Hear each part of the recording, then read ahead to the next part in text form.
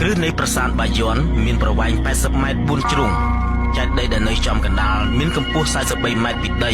ប៉ុន្តែមានចេតិយចំនួន54ទៀតដែលមានកម្ពស់ខុសៗគ្នាបង្កើតបានជាចេតិយមួយក្រុមហើយនៅកំពូលចេតិយនៅជ្រុងទាំង4គឺជាចម្លាក់យ៉ាងធំនៃព្រះពុទ្ធគង់សីអ៊ីមធ្វើអំពីថ្មសរុបទៅនៅលើចេតិយទាំង54មានរូបព្រះពុទ្ធចំនួន216ហើយបែបនេះហើយធ្វើឲ្យជនជាតិខ្មែរសន្និដ្ឋានថាព្រះបាទជ័យវរ្ម័នទី7ប្រកាសជាមានរូបរាងដូចរូបព្រះពុទ្ធគង់សីអ៊ីមនេះខ្លាំងហើយ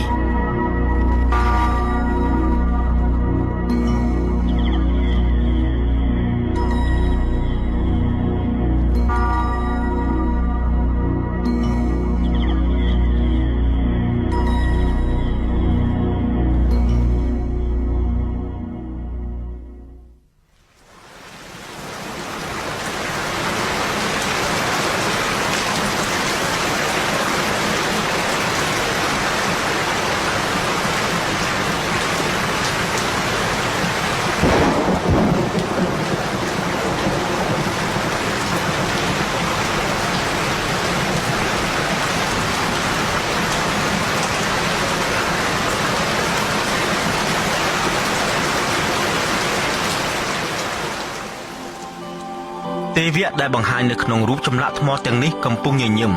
ហើយសូម្បីតែវាឥឡូវនេះវាងងឹតទៅហើយតែដោយសារពន្លឺដ៏ភ្លឺនៃព្រះច័ន្ទយើងនៅតែអាចមើលឃើញស្នាមញញឹមទាំងនោះជាយូរយារណាស់មកហើយសិប្បករបុរាណបានកសាងកន្លែងសម្រាប់គោរពបូជាដល់ទេវៈហើយគណៈពេលដែលពួកគេបានបាត់បង់ជីវិតរហូតក៏ដោយក៏ស្នាដៃរបស់ពួកគេនៅស្ថិតស្ថេរនៅឡើយនៅពេលដែលព្រះអាទិត្យរះម្ដងអ្វីដែលទទួលពន្លឺមុនគេគឺកម្ពូលដ៏ស្រួចនៃកន្លែងគោរពទេវៈហើយបាក់សាបាក់សីស្រែកជឿននៅពេលព្រឹកព្រលឹមបន្តជាមួយការសូត្រធម៌របស់ព្រះសង្ឃនេះជាកិច្ចការនៅពេលព្រឹកព្រលឹមដែលគេធ្វើជារៀងរាល់ថ្ងៃ